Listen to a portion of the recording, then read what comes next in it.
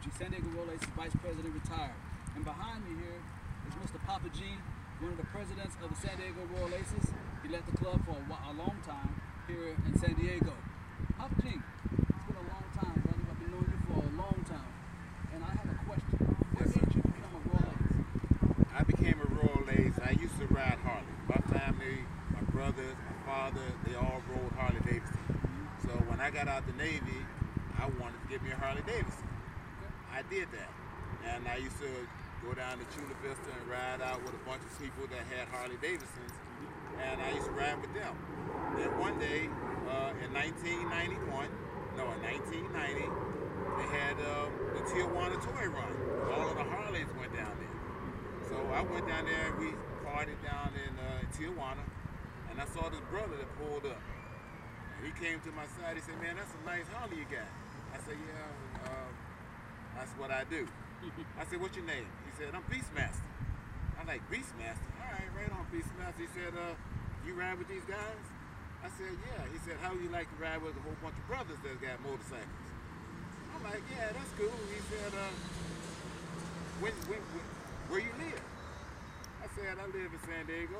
I live right off there." And at the time, I was living up in Emerald Hills. He said, "Well, look, let me give you my number. And you want to get together and ride with some brothers, call me up one day." He said, "What else you do?" I said, "I'm a musician. I play drums." He said, "Well, you know what? I'm a bass player." And I said, "Well, we got something in common." So he and I got together. We left Tijuana. I called him the next day, and we went riding. It was cold because it was in December 1990. So I started riding, hanging out with Butch, going to jam, and we started playing the drums, and we got real acquainted. So he said, "Man, let me take you someplace."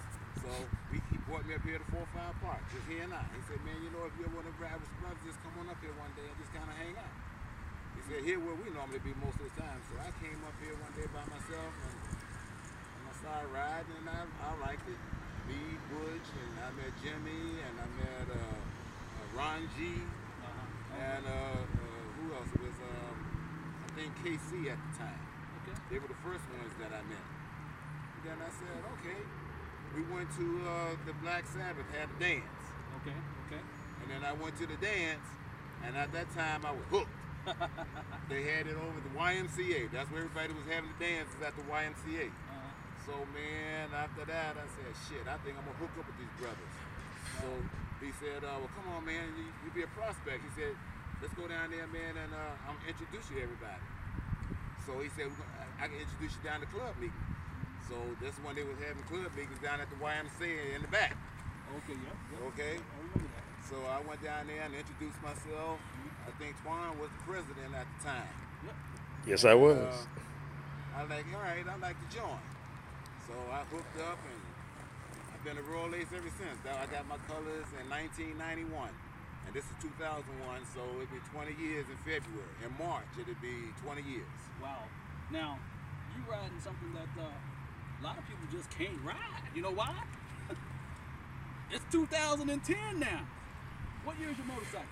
This is a 2010. 2010, folks. But previously, the first bike that I had when I joined the club was in 1990. I rode it until about 6 months ago. I rode that bike for 20 years. That's right, folks. 20 years he rode that motorcycle. This brother's got a lot of time on ground. And before he rode that motorcycle, guess what? He rode another motorcycle. And that's the way this Rolex put it down. If you got to be on ground, this brother was on ground on time all the time. If you're not on ground, there's a problem. Because he won't be happy. And if Poppa G ain't happy, we are not happy. Anyway, Poppa G, I got another question for you. What do you think about the new aces that we got in our club now? The new aces got new wave. They're young, they're energetic, they got a lot of good ideas. They still haven't been around long enough to know the motorcycle set, but they're learning. We got a new president, he got fresh ideas.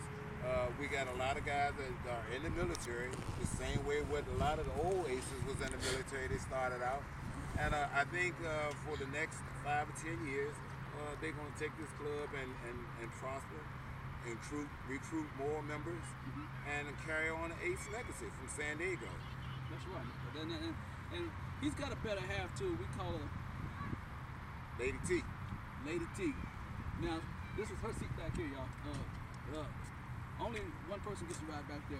And I won't mention anybody else who's ever ridden back on the back of that motorcycle because of self-incrimination. Anyway. You were the first.